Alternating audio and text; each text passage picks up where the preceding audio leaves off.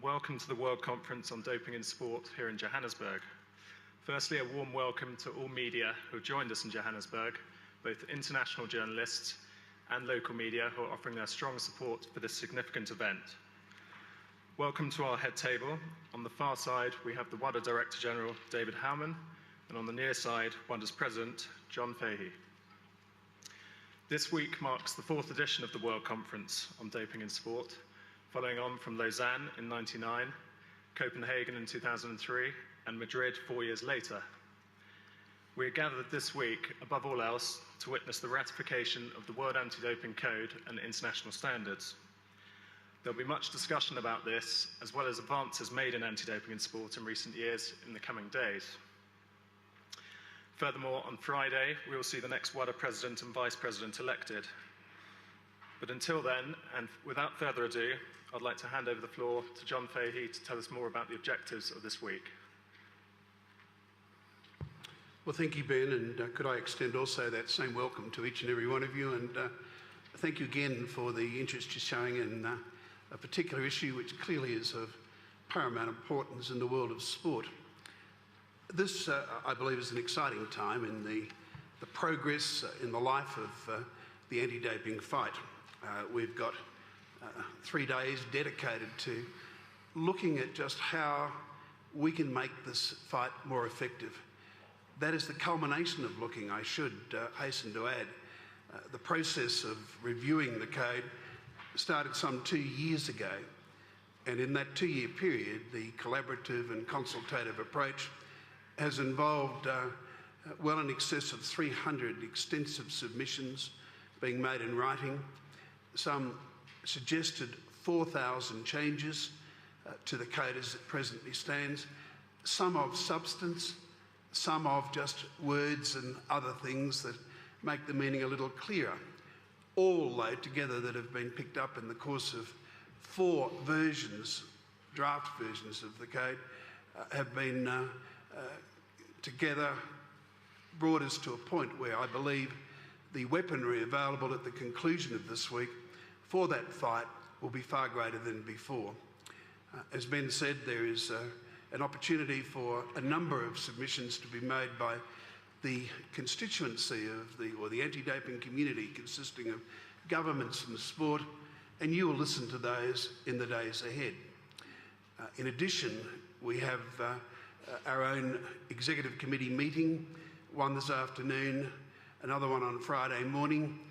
We have a foundation board meeting, a full normal November meeting on Friday afternoon, and during that Friday afternoon meeting, there will be the election of the next president and the next vice president commencing on the 1st of January 2014.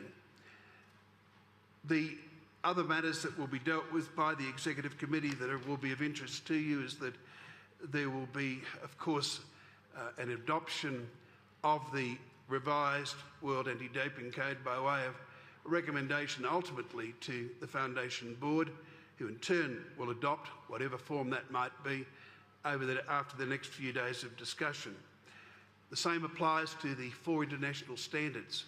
They've been up for review. There's been 2 draft versions of those that have been out there in a most transparent manner now for the last 2 years on our website, circulated widely around the world, and of course attracting comment, most of it constructive, I can say, and all of it of value to ultimately getting to, as I indicated earlier, an outcome that makes us more effective in what we're seeking to do. Our Executive Committee will also sign off this afternoon on some social science research grants. This is an annual thing, and we'll look at the compliance reporting and the progress of that, because it is anticipated with the revised code a completely different approach to compliance going forward, which I believe will be more effective as well. And perhaps lastly, we sign off on the membership. This time each year for the year ahead, the membership of the Foundation Board and the Executive Committee, and we approve a budget, and that usually focuses a lot of people in terms of what's there, what isn't there in the way of money. There are 2 announcements, both of which I believe are of significant importance. We have developed a steroidal module this is effectively a twin to the biological passport, the hematological passport involving blood that's now been out there as a weapon and used extensively by some 35 different sports for the past 3 or 4 years. This is now being joined by a similar process, this time focusing on the steroids such as testosterone, and the capacity to automatically, when a urine sample goes to a laboratory, pick up the particular parameters relating to steroids. That will be invaluable again and allow, again, a more effective outcome in terms of those trying to cheat. That is being released here and will be effective on the 1st of January next year and available for use. And the second announcement that we are making during the course of this conference is a university project. It seemed to me some years ago that we would struggle, a small organisation as we are as a peak body, we would struggle to get into the schools of the world. I would hate to count the number of schools of the world. I know in the one small state that I come from, the state of New South Wales, there is something in the vicinity of about 2,700 schools in that state alone. When you replicate that around the world, the numbers would be staggering. I can also say to you that there are just slightly in excess of 30 universities in my country of Australia that actually have a sports science type course for degrees. And it seemed to us if we could get to the teachers with modules that would assist those who will be practicing with young people, with sports people, with the knowledge of what the damage is from doping in sport, we had some chance of getting to the young people more broadly than we are doing at the present time. That module has been developed. It will be, we've done that in collaboration with the Federation of International Sports Universities, and some 5 universities will undertake a pilot program starting next year, hopefully extending this e-textbook that's been developed out to all of the universities of the world. I believe education has always been a powerful weapon in our fight, and I'm excited about the fact that this particular program has now expanded. Lastly, we're telling you, but it won't be available till the end of the month, there will be an app that can be used on smartphones, from iPhone to Android devices, in respect of the ADAMS program. And that can, of course, include athletes, just by virtue of this app, quickly and accurately inform if there is, for example, on a registered testing pool, a change to whereabouts. They can do it literally within several seconds. Hopefully that will bring modern technology into play to assist our athletes in dealing with that. I will stop there. I think I've said enough. Happy to take your questions and, of course, to ask the Director General to assist me as and where that will assist you. Thank you. Thank you, John. If we can now take questions from the floor, if you can please look out for one of the 2 microphones before asking your question, and state your name and organisation and question clearly first. So just this gentleman at the front, please.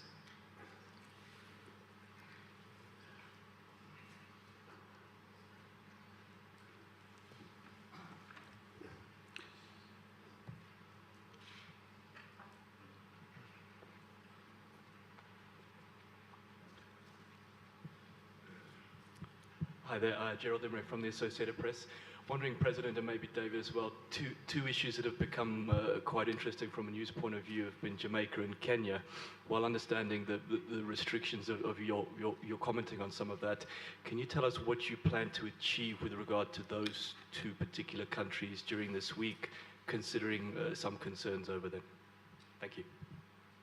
Well, you would be aware that a team from the World Anti-Doping Agency went down to down to Jamaica recently at the invitation of the Minister for Sport, and there were a number of discussions. There was an examination of the files, the systems, there were a number of interviews, and from that, a report has been given to us, which we have asked the Minister for Sport in Jamaica to let us have any comments on by the end of this week, and also the President of the Jamaica Anti-Doping Commission, JADCO. If they wish to make any comments, we welcome them. That report, which is quite extensive, contains a number of key recommendations. They deal with the governance, they deal with the operations, and sometimes the overlap between governance and operations, which we don't think works extremely well. But that report will go to our Foundation Board by the end of the week. I am confident from the discussions that took place that there is a recognition in Jamaica that they have to do a whole lot better, and they have to beef up their program and their skill set. And I can assure you that WADA will give them every assistance there. And in fact, we have already invited the new director to spend several days before the end of this year, next month in fact, during the in Montreal, to get a greater and better understanding of just what an effective anti-taping program is about. And we have also, and I don't mind telling you this before the Foundation Board gets the report on Friday, that we have encouraged them to enter into an international partnership. We found that's been very effective in other struggling areas of anti-doping, and that, for example, has taken place in Russia. They were partnered by, or mentored through the partnership by Norway, and that proved to be a very valuable way of doing things. And we hope that they will accept that this will assist them by getting an effective anti-doping agency close by to second personnel that will assist them in developing their skills. But I won't go into the key recommendations. I believe it's important to get feedback. I'm confident it will be about let's work together, and WADA will certainly do that. We want an effective anti-doping organisation there, as we do everywhere. In Kenya, we have to recognise they haven't got an anti-doping organisation as such, that is an independent one that's available in so many countries. They're part of a regional anti-doping organisation, and a lot of the work that's done there, quite frankly, has been done by the National Olympic Committee. There were accusations made in the media. Those accusations, in our view, required investigation. In that regard, I certainly did my best. I went there and spoke to everybody I could, from ministers to departmental people in sport, National Olympic Committees, and said, look, if there is a problem, for God's sake, investigate it, and well, let's do something about it. It is an important country in Africa. It's in the world of track in particular. It's an extraordinarily successful country, and many athletes go there for training.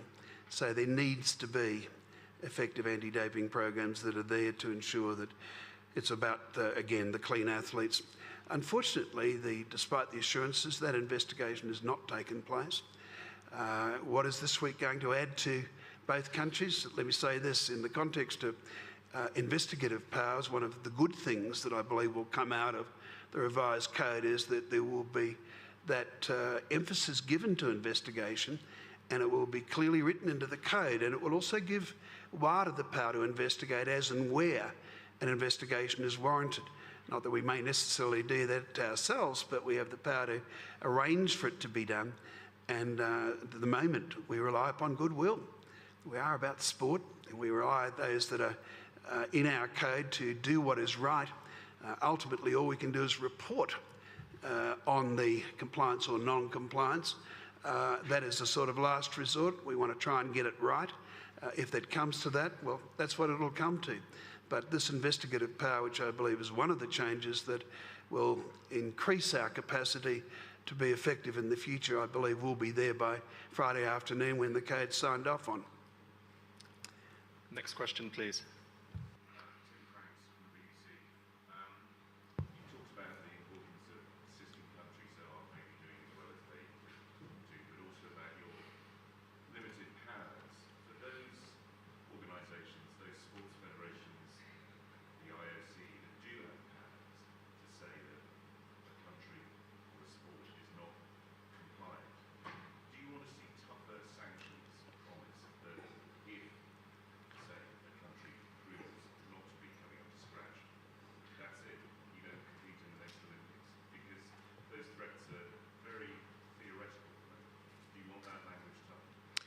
Look, that is a matter for sport. To the extent that we have a role as a regulatory body, we don't have built into that role sanctions. We can only report to our stakeholders, and of course the IOC is a 50% partner in the World Anti-Doping Agency. Sport, of course, extends way beyond the 35 sports that are involved in the Olympic movement. But to the extent that we do report, that is a matter for them. I can say to you that we will do everything possible to get it right before the ultimate process of saying, look, we give up, you need to deal with this matter now. And there are already provisions in place. For example, you cannot have an international event unless you're code compliant, unless you've got an effective system operating. So there are already venues that are excluded where countries are not doing what should be right. But it's a voluntary thing. I mean, it's fantastic that in the short period of our existence, 194 governments of the world have signed up to this particular code, and 176, I think it is this week, have actually ratified the UNESCO Convention, which contains the code. That's extraordinary progress in a short time.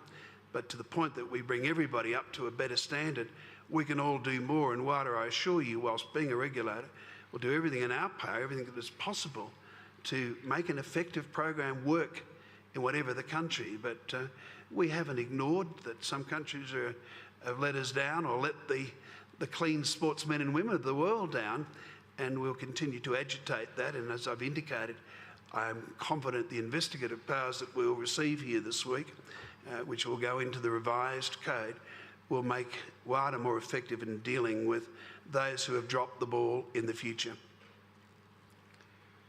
Next question here, please.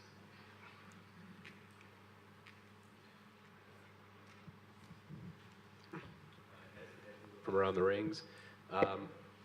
We've heard concerns, especially from Craig Reedy about the state of Brazil's anti-doping organization, concerns that there might have to be a temporary anti-doping lab for the World Cup next year. How concerned are you about the state of the anti-doping movement in Brazil, especially ahead of the World Cup and the Olympics? Well, it's a simple fact that the accreditation of the laboratory in Rio has been revoked.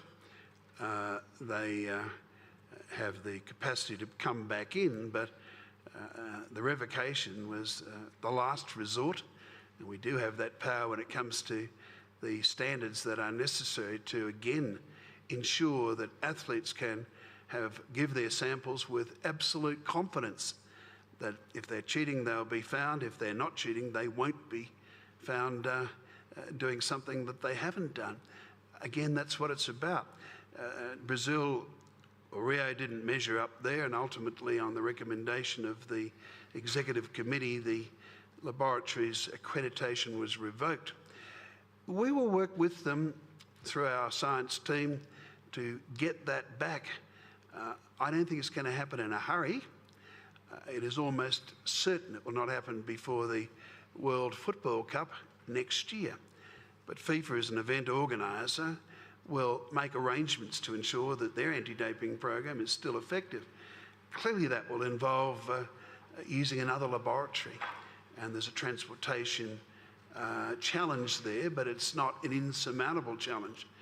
If I could indicate to you, the IAAF last year in December moved into Kenya and took some 40 or so samples from athletes in the mountains and got them to Lausanne in time to ensure that through proper chain of custody and through all of the other necessary things that those samples could be analysed and accurately show an outcome. So you can move your samples these days with aircraft and regular flights to other laboratories, and I'm sure as the event organiser, FIFA will come to that conclusion. Again, we will do our best to accommodate any guidance and advice that we can give for that, but it is their responsibility. I'm saying to you, it is almost certain. If I could indicate that they're building a new laboratory in Rio, and that I believe is not too much more past foundation stage in construction. And when that's finished, then comes the fit out, the equipment, skills development and all of those things that will ultimately lead to reaccreditation. We will do our best, though, to ensure it happens as soon as is possible, but without compromising the quality that is essential for what the work is that the laboratories must do in this whole program that we've got. Next question from Duncan on the front. Duncan Mackay, Inside the Games. Could you tell us what you've agreed, if anything, with the UCI regarding their independent commission and what you hope to see that commission achieve? I'm having a meeting tomorrow with Brian Cookson. We have been liaising, interacting, as has Mr. Howman and our team in Montreal with UCI personnel. One of the very first things that Mr. Cookson did when he became president was make contact and indicate that what he'd stated in his way through his campaign, he wanted to deliver on. There's some work to be done. The goodwill appears to be there. The utmost of cooperation will be given by us, and hopefully we'll make a further step down that path of some significance in our discussions tomorrow. We have exchanged a number of emails in recent days, and I'm confident that from what UCI have indicated and their wish to get something going, that it will happen within weeks rather than within months. Alexander Nishaev, Russian news agency Tartas. Can you elaborate on sanctions envisaged against support personnel of athletes? I think I've got the question. Sanctions? Against support personnel. And support personnel. And, well, look, and second... yeah, I'm happy to tell you what's in the current draft. I'll tell you exactly what it contains when it's all signed off on by the end of the week. But look, the wish, and I've got to say the overwhelming wish of athletes, was for there to be tougher sanctions for intentional cheats. And we've seen much spoken of and written of and debate about this 4-year expulsion from the next Olympics, those sort of issues in recent years. There will be a 4-year penalty for intentional dopers in the outcome of the code, as best I can tell you at this point, when we're right down to the end, because that's what the consultative process has told us across the board people want. In the context of those who may not have been intentional, and there's some examples of that. It could well be contamination of supplements or something of that nature, the unintentional. There's flexibility. And again, that's what the athletes wanted. They wanted flexibility for those who, whilst they've got the absolute onus to remain clean, may have done something and the onus is on them to prove it. Therefore, it ought not be as tough as what it is when clearly someone goes about doing something. When you put a needle in your arm, you can't say, gee, that was a mistake, can you? I didn't intend that. Something of that nature clearly gets the 4 years, etc. So that's the sanctions aspect. On the question of support personnel, it's very, very clear that many athletes are under the significant influence of the entourage, which is broadly described as the coach. It may be the doctor, it may be the physio, it may be the agent, it may be the lawyer. Sometimes it's the parent. And to the extent that there's a capacity for us to deal with those, we haven't got it in the current code. So it will require for all of those who are compliant with their rules, international federations, etc., for them to have in their rules a capacity to deal with the entourage, which, if they are the ones that are seen to be influencing the outcome of the athlete and providing, for example, could be providing the prohibited substances. It's quite clear we have not got that capacity now, and that will lead to sanctions that will be of some significant time. Will the athlete then be penalised there? We've said in the athlete, the code currently says that if the athlete continues to deal with someone who has been banned, with the knowledge that that person has been banned, then that represents an anti-doping violation. And it's incumbent upon the athlete being formally informed that the certain person, be it coach, doctor, etc., has been banned under some set of rules, etc. So athletes, may not be aware. They have to be informed properly. And then it becomes a case of where it could be an anti-doping violation for the athlete to continue to work with, for example, a banned coach. So we reach out a little further, and I think it's fair to say that this association does not extend to the husband and wife situation or to the parent and child situation, but association otherwise with a banned person could lead to a violation for the athlete as well. I think that's important, because with many a young athlete only does what they're told, and whilst the onus is on the young athlete, sometimes there's a greater guilt by those standing behind that athlete. Next question from Alex Capstick, please. Yeah, Alex Capstick, BBC. Back to Jamaica, the JADCO officer there, Paul Wright, said that the testing, or the positive test in Jamaica, might just be the tip of the iceberg, given the amount of competition testing which hasn't gone on in that country. And are those concerns that you perhaps would share? And also, he was very critical of WADA for the time spent in Jamaica. He felt that he should have been there for at least a week rather than a day to do the job properly. Well, look, Dr. Paul Wright is one of those doctors, very few doctors, who are currently acting as doping control officers, taking samples for analysis, which of course go off to the laboratories when it's done. I found that a little surprising for a doping control officer to make that comment, but it may be accurate.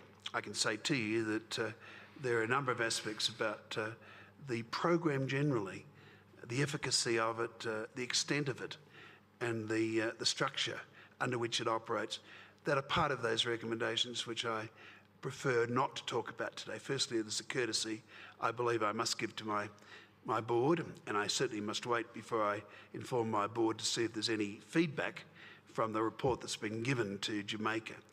But to the point that they are doing some testing down there, it's quite clear to us it's not enough.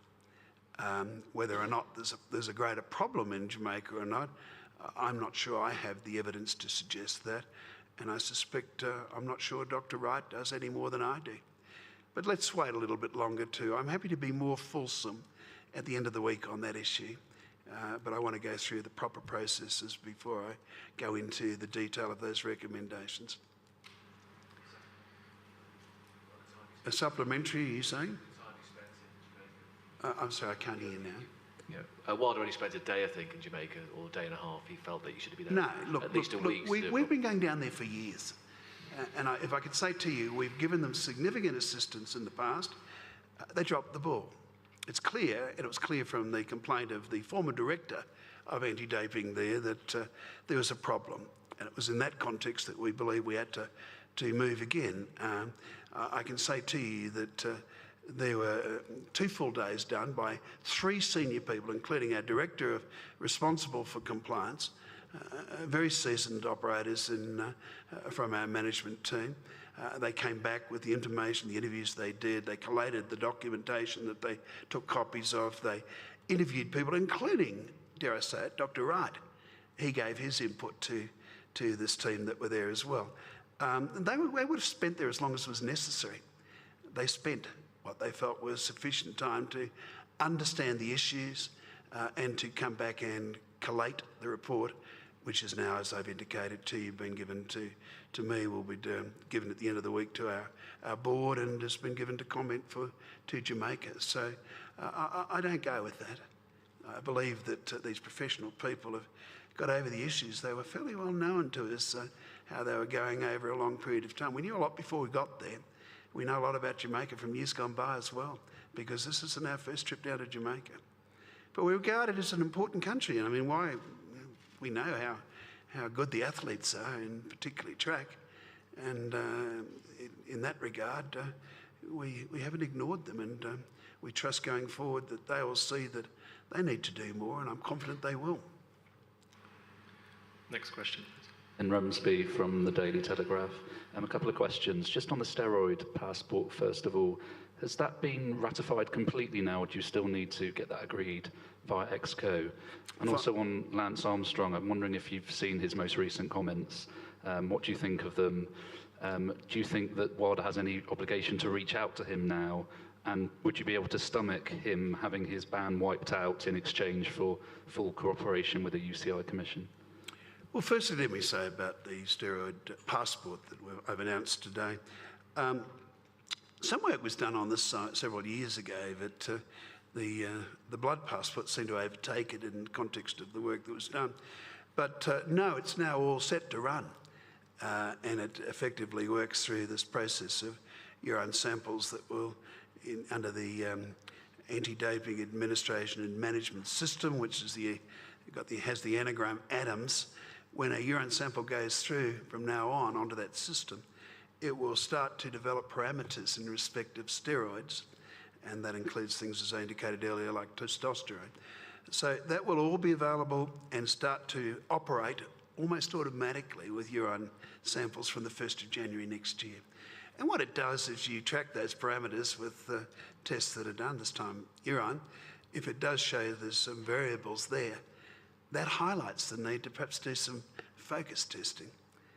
And that will obviously be picked up again because the orange lights will start flashing through the technology that's available. So a very progressive step. You asked me about Armstrong.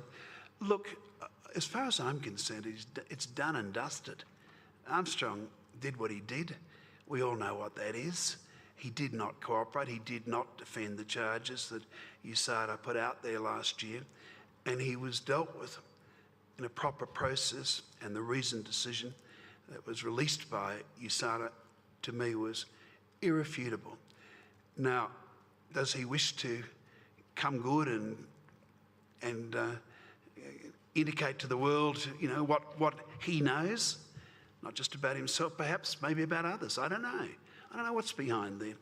The simple fact is that the only one that can reopen, and there'd have to be a damn good reason, the case of Lance Armstrong is USADA. We can't. No one else can. UCI can't. If he wants to have his sanctions looked at, that's a matter for USADA, and there'd have to be an extraordinarily powerful reason, as I would see it. And to my knowledge, I didn't see his recent comments, but to my knowledge, there's been no move to say, I want to give substantial assistance on the understanding if I talk to you, you might open the case again and reconsider the life ban. Will it happen? I have no idea. Time marches on. You have to wonder with time just how valuable the information is that he may have or may not have. I don't know. But I see it as done and dusted, and it would take something close to a miracle to see that change going forward in his case. Yes, can we have a microphone for Ed on the front row, please? Oh, sorry, gentleman towards the back. Kendall Makamate, SABC 24 News. Do you have a plan to include action based on testimony as opposed to scientific evidence? Could you just repeat that? I missed the start. Sure. The question is, do you have a plan to include actions against a cheating athlete based on testimony as opposed to scientific evidence? Well, I'm a bit lost. I mean, testing leads to scientific evidence being... testimony, as in other people's testimony about someone's actions. Yep. Look, if I could say to you that there's little doubt that it's as effective to undertake an intelligent approach as it is to undertake an analytical approach. So the samples that are taken to go off to laboratories, yeah, that works. But just as important is the focused approach based upon intelligence, the cooperation that frequently comes through with anti-doping organisations, sharing information with law enforcement agencies, and ultimately the collation of evidence that may come from information that's provided, the testimony of others, as was the case in Armstrong. I mean, that is I guess the definitive case, and where information can be provided that ultimately leads to an outcome which, as I described before, was irrefutable. So, look, we are giving in this code, as it now stands, significant attention to the question of investigation and the use of testimony. And I believe that we will see, for example, I can indicate in Australia that something close to 40% of all sanctions flow from non-analytical evidence. They flow from information that's been picked up by talking to athletes, taking information from them, or being informed frequently enough through law enforcement agencies of what's crossing borders and packages, etc. I see more of that in the future. We really have to be smart in what we do. I believe we're getting smarter. It's no longer just sufficient to do a series of tests and say, well, the percentages will work for us. You have to be far more focused and intelligent in how you do it, and there'll be more of that in the future. Would you name the list of your potential successors, or at least the countries? Would I name? Your potential successors. Look, I think it's fairly well known that my potential successor to President is the nominee of the International Olympic Committee, Sir Craig Reedy, and he is the only nominee. But that's a matter for the board to approve on a Friday afternoon. It's on the agenda for that purpose.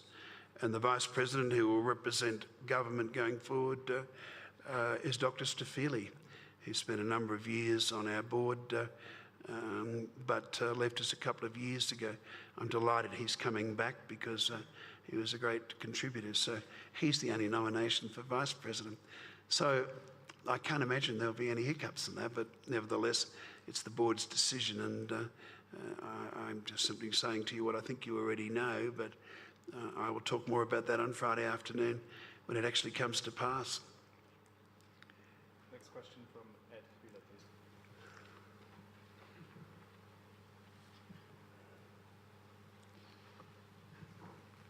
On the topic of governments, are you at all concerned that there might be a drop-off in enthusiasm from governments as the presidency now rotates back to the sport world? Is there anything you're telling governments as you're leaving? Look, I have said for 6 years that our biggest single challenge is complacency. I saw different times in my period as president where there was a wish to get onto other areas like match fixing, gambling in sport. We haven't solved doping, and we never will. So my constant message has been, we cannot afford to be complacent. And I say and continue to say to governments wherever I am that you have an obligation for your young people to ensure that they know what the dangers of doping are, particularly to their health. I mean, most countries of the world, the problem is not about elite athletes. It's what's going on in the fitness centres and the gyms in front of mirrors as people try and improve their appearances. And when they try and do that with a bit of artificial help with prohibited substances, then clearly they endanger their health and they endanger their future quality of life. So governments have got that capacity, and I don't see there being any diminution of interest from governments, but I say to them, you have got to reaffirm your commitment and ensure that you're constantly vigilant. You may not have had a scandal in your country, but there's one around the corner. And that's usually the case when it comes to the flux of time in this particular area. Yes, a number of times some sports would say to me, we're clean. Well, history has shown me they weren't. They have their problems like every other sport, and the same applies to different countries. So, look, some countries, and I'm not naming them, have a far greater commitment and put a greater focus on it than others, but there is still enormous goodwill. I mean, if I could say to you, the ratification of the UNESCO Convention, which makes it law in every country that ratifies it, 176 countries, that is the fastest and most successful convention in the history of UNESCO. That shows that governments are keen to make it law in their country when you get that many there. Now, we will continue to go till all 194 signatories back from the Copenhagen Conference of 2003 have actually ratified it, but we also appreciate the fact that in that remaining few countries, there's a lot of economic problems. Sometimes there's civil war, and this doesn't necessarily get to the top of the list of priorities. But that shows commitment, in my view, and we certainly need to ensure that the word complacency does not creep into this fight, this issue, from governments or sport. Yeah, Dan Williams, CCTV News. Just picking up again on the Kenya question, if I can. I read yesterday that the news there that they have named a task force to probe the doping allegations. Just wanted to know whether you think that is a satisfactory reaction from them, and whether more is in fact needed from them. Well, look, I don't know. I don't know the detail. It certainly hasn't been. David, have you got any more news on that? I just simply haven't seen that. We've been asking him to have an independent inquiry onto these allegations that were unearthed by the media in the middle of last year or thereabouts. We've been asking him to do that now for 18 months. If there's been an announcement yesterday, I shall look with interest to see what it entails, but I don't want to hear talk. I got that in October of last year when I went there. I'd certainly like to see the establishment of this independent inquiry, and to be satisfied that the terms of reference will allow them to work out if there's a problem or if there's not. I think the whole world would like to know that when you see countries as important in the world of track and field as, particularly track, as Kenya is. There's a focus goes on them, as it's been on Jamaica, because they've got the world champions in so many of those track events. Next question, please. Do we have any further questions? Well, thank you very much. Oh, one more. Yeah. Hello everybody, I'm Mohsin Tariq from Al Jazeera. After years of working of the anti-doping issue, what conclusion can you draw regarding the use of doping in elite sports? And second question, can we still talk in your opinion about sports competition called clean? Thank you. Could you just repeat the first part until I got this on? I was struggling to after years of working of the anti-doping issue, what conclusion can you draw regarding the use of doping in elite sports, global elite sport? And the second question is, can we still talk, in your opinion, about sport competition called clean? I believe the overwhelming majority of athletes in sport across the board are clean.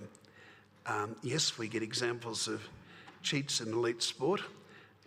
Obviously, human nature takes over when you've got the ability to get fortune and fame, and that happens if you can achieve at certain levels. And I guess that temptation will always be there. But I also believe that there's now an understanding of the dangers. It's far greater than before. And if I could point, for example, to the last Olympics in London and the very few, I think it ended up being 2, was it? 5, sorry. 5. It was very small anyhow compared to previous Olympics.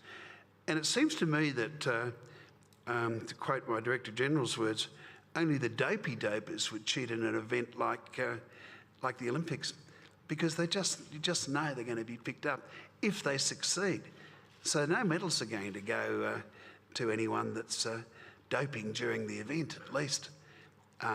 That's been a progressive step. We've seen the numbers drop down in events like that. And again, I believe it's an awareness.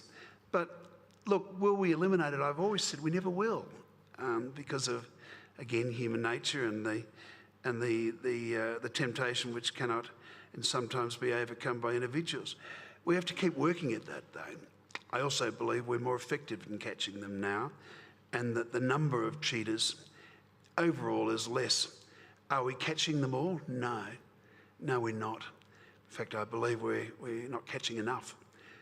I believe, though, that the weaponry is there, and it certainly will be with this new revised code.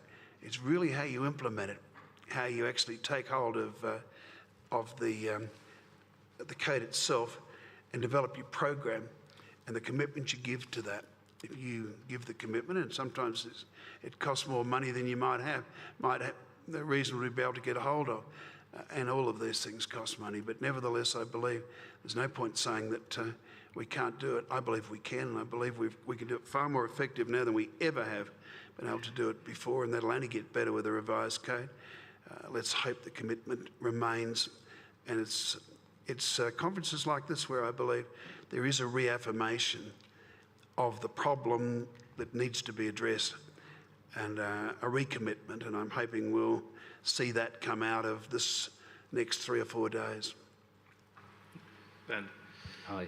I'm sure you'll agree that UK anti-doping is one of your flagship NARDOs. How concerned are you to learn that their funding is going to be cut in the wake of sort of the government cuts that are going on in the UK? And also I have a second question.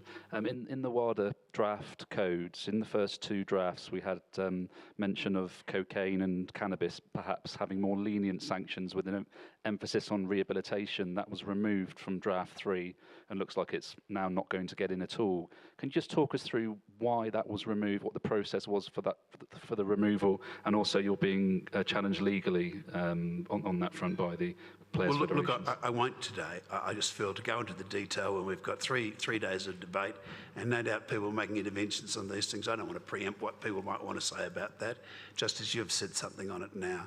Let's see what the outcome is there, and I'm happy on Friday afternoon if you still want to ask me the question to give you some thoughts. You asked me about UK anti-doping.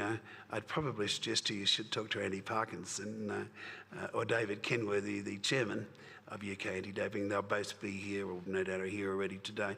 It's very difficult for me. I mean, I suspect, and I have no idea, but I'll just make this point, I suspect that there was increased funding leading up to London because of the challenge that the United Kingdom anti-doping had to ensure that the host nation had an effective and comprehensive capacity to deal with all the challenges that the world's biggest sporting event that throws at them. Now, whether or not that is tapering off, I just don't know. I haven't got the ability to keep tabs on the budgets for anti-doping organisations in 194 countries of the world. But there'll be people here, I'm sure, would be happy to talk to you about what they see that in terms of their efforts going forward might be. Any final questions from the floor, please, for John or David?